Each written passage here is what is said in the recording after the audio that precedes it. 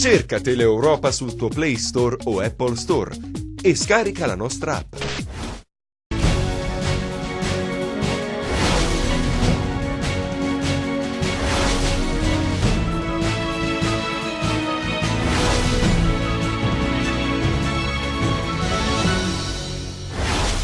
Manifestazioni di protesta degli agricoltori a Rocca Imperiale denunciano la mancanza di acqua per l'irrigazione, si rischia un tracollo economico dell'intera zona. Forte denuncia del consigliere regionale Carlo Guccione che mette in evidenza le gravi anomalie delle aziende ospedaliere e sanitarie della Calabria che pesano per 1 miliardo di euro, un enorme patrimonio immobiliare che è diventato di proprietà privata. Riunione a Catanzaro del Comitato di Solidarietà alla presenza del commissario straordinario del governo per l'anti-racket e l'antiusura. L'obiettivo è rafforzare gli strumenti per indurre le vittime a denunciare, ma in Calabria si denuncia poco. Conferenza stampa di presentazione del gruppo consigliare Moderati per la Calabria, il nuovo soggetto politico nato per volere di 3 consiglieri regionali. Il questore di Cosenza Giancarlo Conticchio lascia la città dopo appena un anno. Nella cerimonia di saluti riserva un elogio ai cittadini che, ha detto, collaborano per la sicurezza con le forze di polizia. Buonasera dalla redazione TG10. Dunque la grande sete degli agricoltori sullo Ionio sfocia in una protesta a Rocca Imperiale, denunciano la mancanza di acqua per l'irrigazione e dicono si rischia un tracollo economico dell'intera zona. Sentiamo.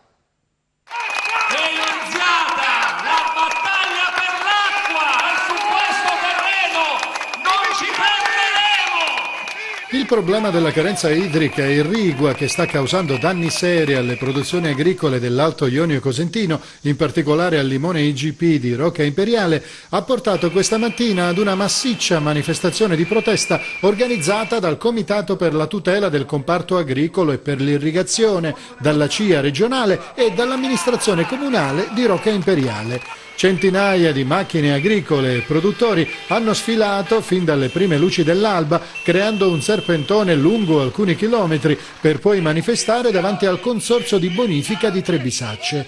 Il tempo dei rinvii e delle promesse è ormai scaduto. Oggi sono necessarie risposte immediate e concrete. Conclusione di questa iniziativa. Noi chiediamo che sostanzialmente si risolvi immediatamente questo problema del disagio con un aumento della dotazione idrica irrigua, che venga razionalizzata al meglio la dotazione idrica irrigua di cui disponiamo, che vengano installati immediatamente i venturimeti per capire quanta acqua arriva e quanta ne va avanti. Noi chiediamo che si dia seguito all'accordo sottoscritto tra i presidenti per aumentare le aree irrigabili in genere. La Regione Calabria sta facendo uno sforzo importante anche con il PSR per sostenere le nuove generazioni, per sostenere le nuove attività e soprattutto ed in particolar modo i giovani. Ma senza acqua non si fa agricoltura. Non vogliamo più condividere questa pena e questa agonia con altri consorzi, in particolar modo con il Bradano Metaponto. Noi vogliamo staccarci da questa condivisione.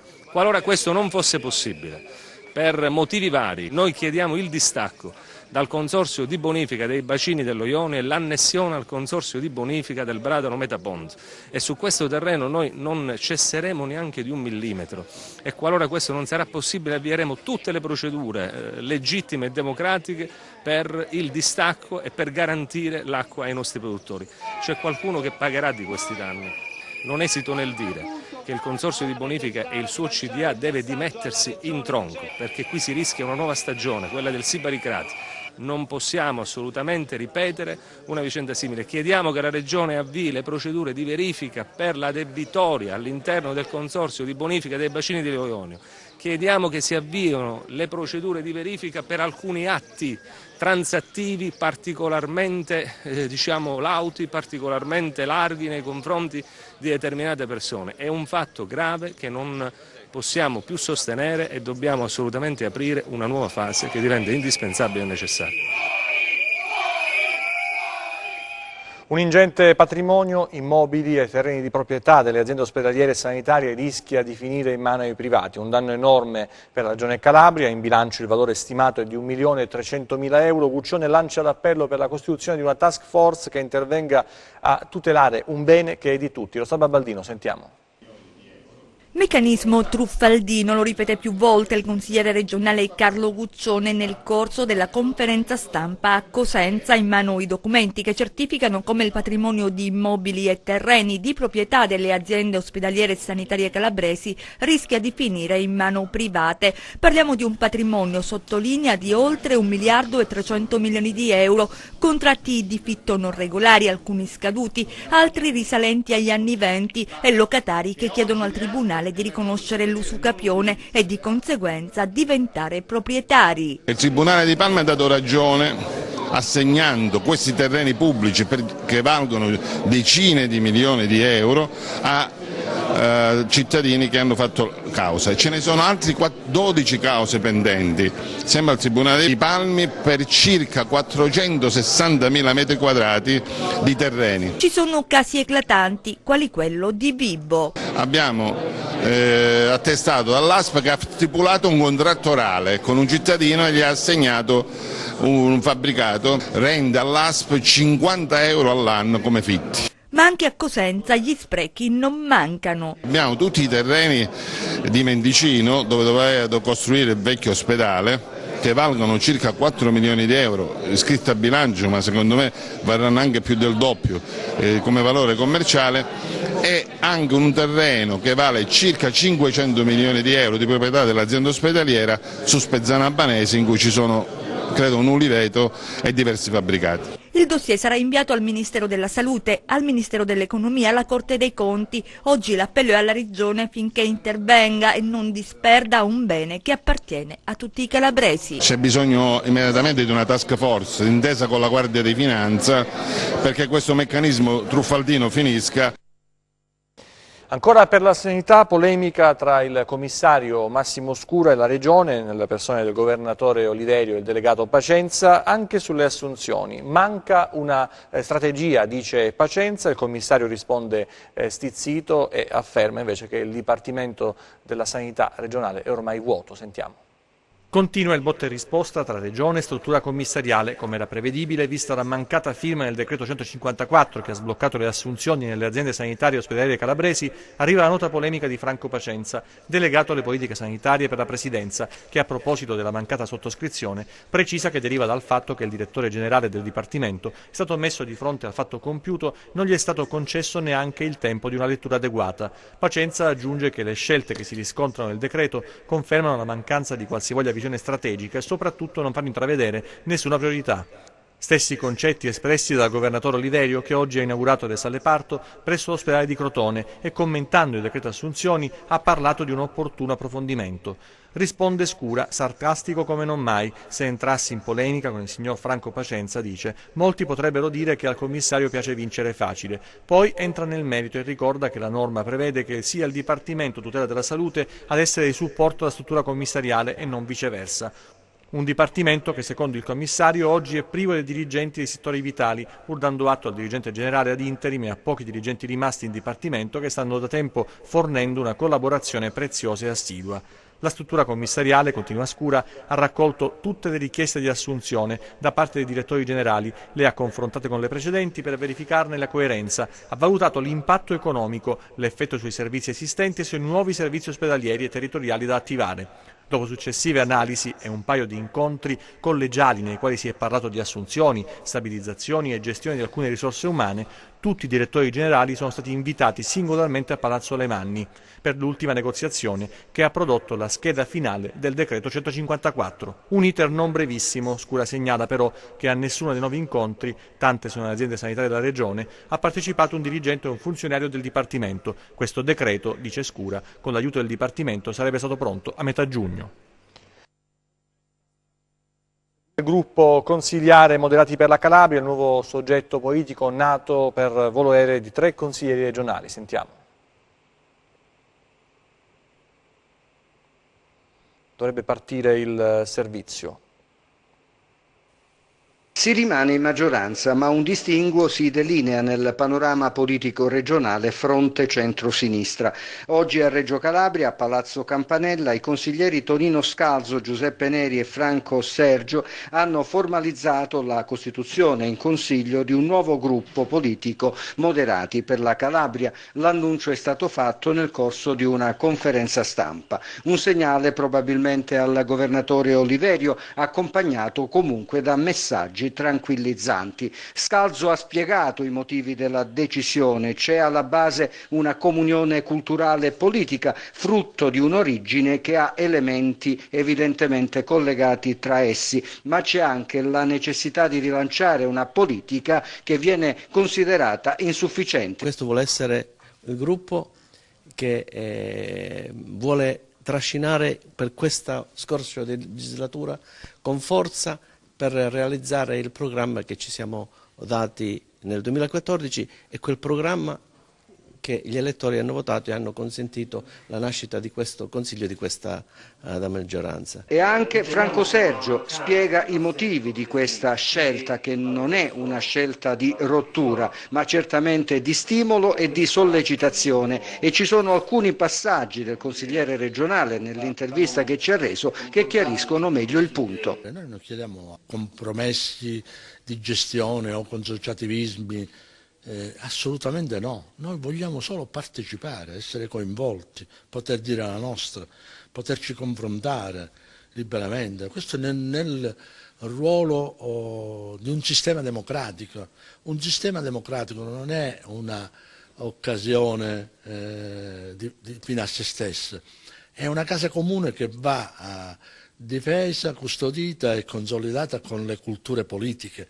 Attraverso il confronto si cresce, si migliora, si registrano meglio gli obiettivi. Infine Neri, che spiega non c'è un problema di maggioranza, ma sottolinea, con lo scopo di tranquillizzare, il nostro è un impegno che vuole essere ovviamente di sostegno e di aiuto per arrivare alla definizione di una nuova agenda di impegni e per arrivare naturalmente alla realizzazione della stessa. Al momento ancora non abbiamo avuto nessun incontro ufficiale, quindi visto anche l'assenza degli organi statutari non c'è al momento un segretario regionale, quindi dobbiamo anche capire con chi aprire anche una discussione in questo momento.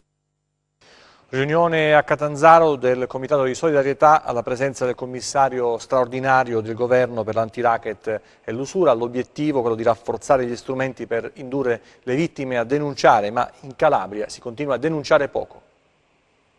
Dal 2008 a oggi il Fondo per le vittime delle estorsioni e dell'usura ha erogato complessivamente 250 milioni per 1.577 beneficiari, a cui se ne aggiungono altri 7 deliberati oggi, per un totale di 1.584, dati emersi dall'audizione durata oltre 2 ore in prefettura a Catanzaro tra le associazioni di categoria, i sindacati e il commissario straordinario del governo per il coordinamento delle iniziative anti-racket e anti-usura, Domenico Cuttaia. Un incontro nel quale si sono analizzati i dati territoriali relativi al Fondo di solidarietà per le vittime di estorsione e usura e le strategie da mettere in campo in futuro. È emerso inoltre che in Calabria estorsione ed usura hanno un duplice aspetto, un aspetto esteriore, quello rappresentato dai dati, e un aspetto meno evidente, ma più rispondente alla realtà. Sia il racket che l'usura sono abbondantemente presenti e che pongono una seria ipoteca sullo sviluppo poi economico e sociale dell'intero territorio. Ma ripeto, questo non riguarda solo la Calabria. Calabria magari ci sono degli aspetti più accentuati. Riguarda il territorio nazionale e forse non solo quello nazionale, perché si tende in altre parti anche del nostro paese a rimuoverlo il fenomeno, a dire che non esiste, mentre invece esiste. Un fenomeno, quello del racket e dell'usura, che rappresentano alle nostre latitudini una piaga difficile da estirpare, ma se si inducono le persone a denunciare, lo Stato c'è e può essere buono e generoso, e deve esserlo ancora di più nei confronti delle vittime che collaborano. La nostra magistratura è una magistratura credibile, le forze dell'ordine sono credibili e io credo che questo il cittadino debba imparare, anche attraverso la cultura, a fidarsi di più di noi. Andiamo invece ad aprire la pagina di cronaca e parliamo di 10 arresti a Gioia Tauro. Sentiamo. Nelle prime ore della mattinata di oggi è stata data esecuzione all'ordinanza di applicazione di misure cautelari. In particolare il Commissariato di Polizia di Stato di Taurianova con il concorso della squadra mobile di Reggio Calabria hanno tratto in arresto 10 persone. Si tratta di Luciano Ascone, di Raffaele Cambria, di Angelo D'Agostino, Francesco Fiumara, Giuseppe Lucà, Vlasi Mitrusci, Benito Palaia, Francesco Papasidero, Salvatore Pepe e Fabio Scarfò. Quasi tutti della piana di Gioia Tauro, in prevalenza provenienti da Rosarno, ritenuti responsabili a vario titolo di reati in materia di produzione e spaccio di sostanze stupefacenti, mentre per alcuni di loro, in particolare per Fabio Scarfò, di tentata rapina, ricettazione e detenzione e porto illegale di arma da taglio. Le investigazioni da parte della polizia sono partite grazie ad una mirata ed efficace attività di intercettazione accompagnata da proficui servizi di polizia giudiziaria che hanno ricostruito puntualmente gli esiti delle attività di indagine, che è partita infatti nel 2016 a seguito di un tentativo di rapina perpetrato ai danni della banca del Monte dei Paschi di Siena di Taurianova, dove nell'immediato sono state individuate le auto utilizzate dai rapinatori provenienti da Rosarno, in particolare Fabio Scarfò, Angelo D'Agostino e Francesco Papasidero. Le successive attività di indagine hanno consentito di svelare che in concorso con altre persone di Rosarno e dei paesi limitrofi, i tre fossero impegnati in una notevole serie di attività delittuose concernenti soprattutto nello spaccio di sostanze stupefacente. Nel corso di tali attività gli indagati hanno mantenuto contatti con soggetti dimoranti nel nord Italia, in Puglia e anche con soggetti di nazionalità albanese, da qui il nome dell'operazione denominata Alba Rosa, con i quali organizzavano compravendite di droga di vario genere. Il questore di Cosenza Giancarlo Conticchio lascia la città, oggi la cerimonia di saluto alla presenza di autorità civili e militari, il messaggio ai cosentini elogia per la partecipazione attiva nella sicurezza del territorio. Sentiamo. Il taglio della torta insieme al neoprefetto Paola Galeone e al sindaco della città Mario Chiuto per il questore di Cosenza Giancarlo Conticchio, che con una cerimonia in questura ha salutato la città prima di andare a Roma, presenti i massimi rappresentanti delle istituzioni civili e militari, ma soprattutto gli uomini, gli agenti con cui ha lavorato nel corso del mandato. Il messaggio per i cosentini è positivo e carico di emozione. Cosenza mi ha dato delle grandi soddisfazioni. La più grande è stata quella di avere dei cittadini partecipi nella sicurezza, perché la sicurezza non è un problema solo del questore o delle forze di polizia, la sicurezza è un problema dei cittadini, quindi vedere il cittadino partecipare nella sicurezza è la più grande soddisfazione. Lascio a Cosenza il mio bagaglio professionale e la mia umanità. Ho dato a Cosenza, spero di aver dato a Cosenza quel minimo che un servitore dello Stato può dare. L'operato del questore Conticchio è stato caratterizzato da un'attenzione particolare al sociale. L'aver ritrovato un bambino autistico alle 3 di notte che era uscito di casa e la volante è riuscito a portarlo a casa. Questa è la più grande soddisfazione che un poliziotto può avere, perché gli arresti, arrestarne 10, arrestarne 20 sono numeri statistici. Invece è bello far tornare il sorriso sulle labbra della mamma quando vede il figlio che si è perso di notte e la volante lo riaccompagna a casa. Cosenza e la criminalità organizzata, il questore non nasconde il fenomeno ma rassicura, lo Stato c'è. Cosenza ha la sua criminalità, ma sappiano che Cosenza ha una squadra Stato presente e forte. Viene fatto un lavoro di rete tra le autorità giudiziarie e le forze di polizia. Lo Stato c'è a Cosenza e lo Stato reagisce. I 100 secondi di cronaca con altri fatti, altre storie.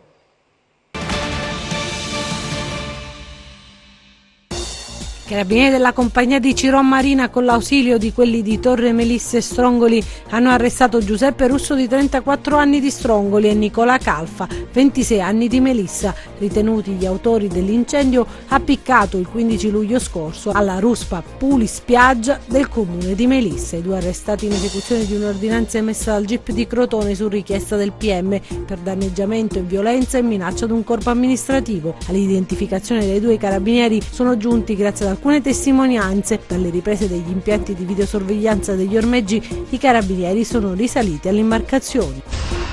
3 persone di Corigliano Rossano sono state poste ai arresti domiciliari dalla polizia per trasporto abusivo di materiale esplodente. I 3 che lavorano per un'azienda di fuochi pirotecnici sono stati fermati da una volante sulla statale 106 mentre andavano a Isola Caporizzuto e sono stati trovati con 160 kg di materiale per fuochi pirotecnici per la festa patronale che si tiene nella località, spettacolo peraltro non autorizzato dalla commissione prefettizia.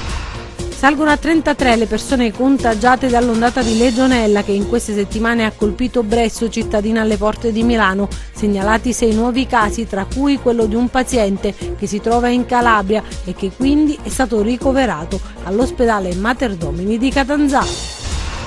Dal 26 luglio al 1 agosto sono Catanzaro, Crotone, Reggio Calabria e Vibo Valentia le province con l'indice potenziale di infestazione di zanzara tigre più alto in una scala di intensità che va da 0 a 4. A Cosenza invece si registra un livello medio-basso, per quanto emerge dai dati del bollettino meteo di Vape Foundation.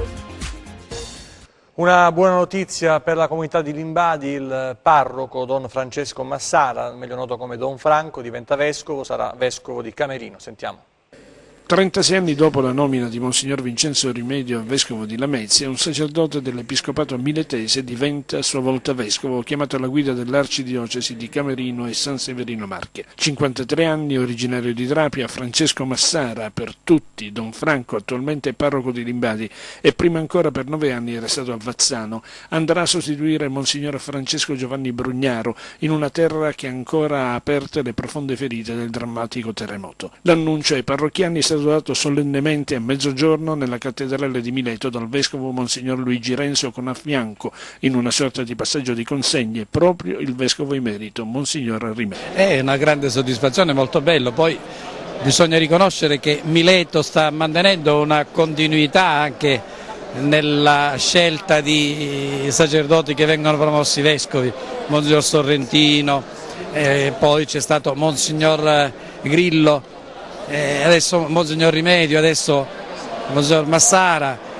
Ringraziamo il Signore perché è ancora veglia su di noi e ringraziamo il Santo Padre che porge tanta attenzione nei nostri riguardi. Una coincidenza davvero straordinaria poi è legata al fatto che l'annuncio è stato dato nel giorno in cui Limbadi festeggia il suo santo patrono, San Pantaleone, e Don Franco, da oggi arcivescovo, coglie l'occasione per dedicare alla sua Limbadi parole di sostegno. Limbadi rimane un bel paese di gente brava, di gente lavoratrice, di gente che vuole andare avanti e che veramente guarda attraverso la fede alla speranza per un paese migliore.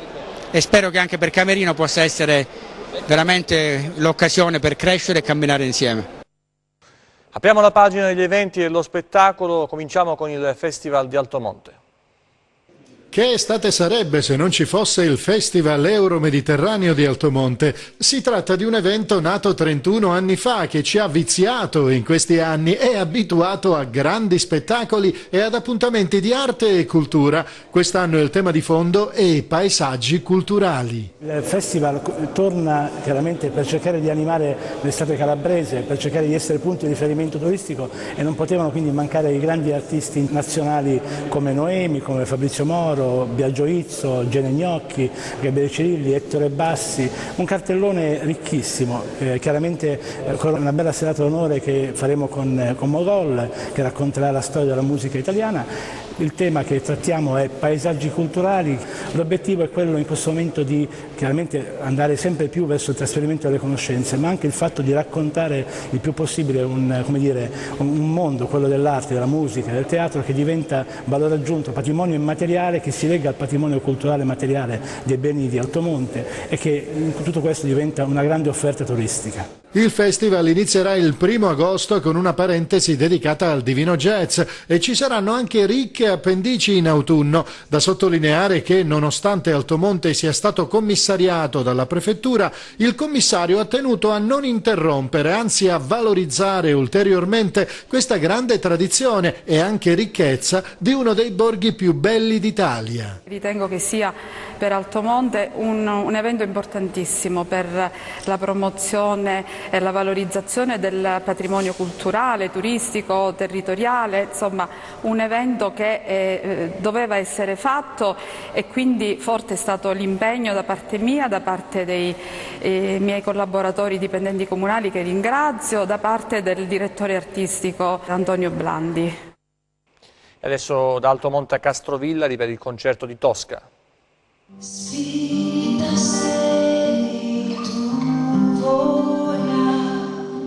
Suoni d'autore 2018 a Tiziana Tosca Donati in Arte Tosca, che ha aperto la 13ª edizione di Suoni Festival Etno Jazz organizzato a Castrovillari dalla Prologo cittadina per la direzione artistica di Gerardo Bonifati. Voce tra le più eleganti del panorama musicale italiano, Tosca nell'arco della sua ventennale carriera ha attraversato ambiti artistici differenti, dividendosi tra musica, teatro e collaborazioni eccellenti, passando per il successo al Festival di Sanremo con Vorrei incontrarti tra 100 anni in duetto con Ron. Vorrei incontrarti fra 100 anni, combatterò dalla tua parte. Affascinata dalle musiche e dal mondo, negli ultimi anni ha intrapreso un personale percorso di ricerca che l'ha condotta ad esplorare la vocalità nelle diverse tradizioni musicali, dando vita non solo al pregevole album Il suono della voce, ma anche ad un apprezzato tour durato 3 anni che ha dato vita al progetto Appunti musicali dal mondo. Quello di andare a conoscere, andare a scovare, ma soprattutto conoscere e far conoscere, perché molte cose magari quelle che vengono tramandate per via orale si stanno perdendo. La serata è poi proseguita con le musiche popolari campane della Paranza dell'Agro, Terra e Tamorra. A seguire gli Anywhere Acoustic con il duo Ugo Carella e Danilo Curcio.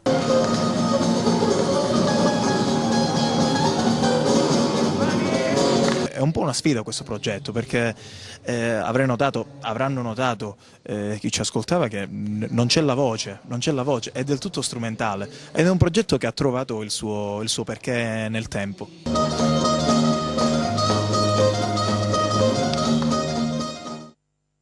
Altra città, altro scenario, andiamo a Montalto per il Festival Leoncavallo. A Montalto Fugo si accendono i riflettori sull'edizione 2018 del Festival Leoncavallo.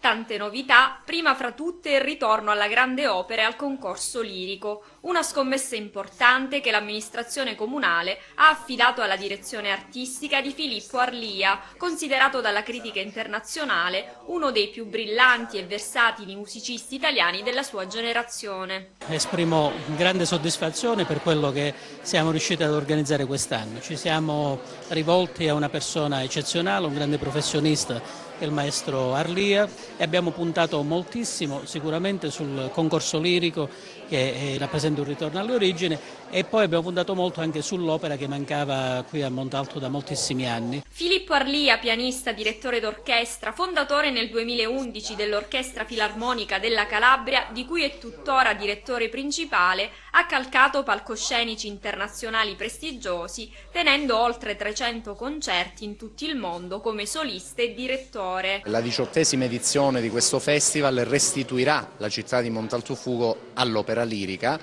e alla sua tradizione. Abbiamo di tutto, dalla classica all'opera lirica, al jazz, alla prosa, al teatro. La presenza in apertura del workshop di Alessandra Celentano dedicata ai giovani con i ballabili di Leoncavallo.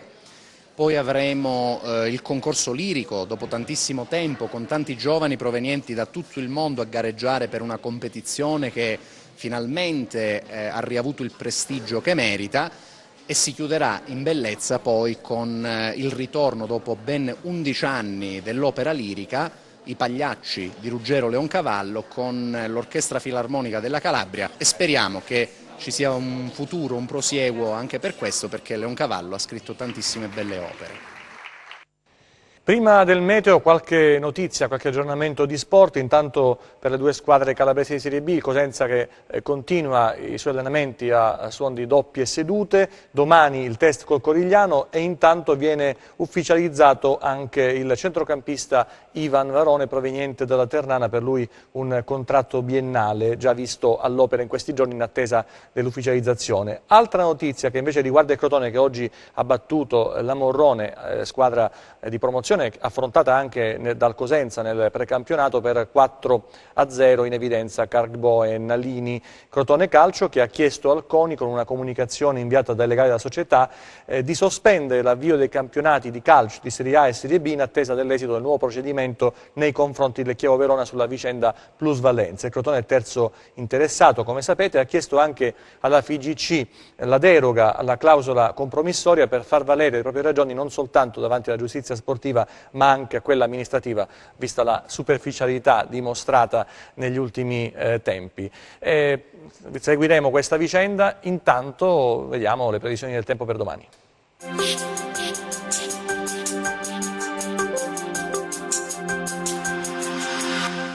Anche nel fine settimana persisterà un po' di instabilità pomeridiana a ridosso dei monti. Domani sereno o poco nuvoloso su tutto il territorio, ma con annuvolamenti pomeridiani su Pollino e Sila, dove non si escludono locali rovesci. Temperature nelle medie del periodo. Vediamo ora invece le mappe di mari e venti. Domani mari calmi o poco mossi, con venti deboli da quadranti occidentali. Per ulteriori approfondimenti vi rimando al sito meteoincalabria.it. TG che finisce qui, ci vediamo nelle prossime edizioni, grazie per averci seguito, arrivederci.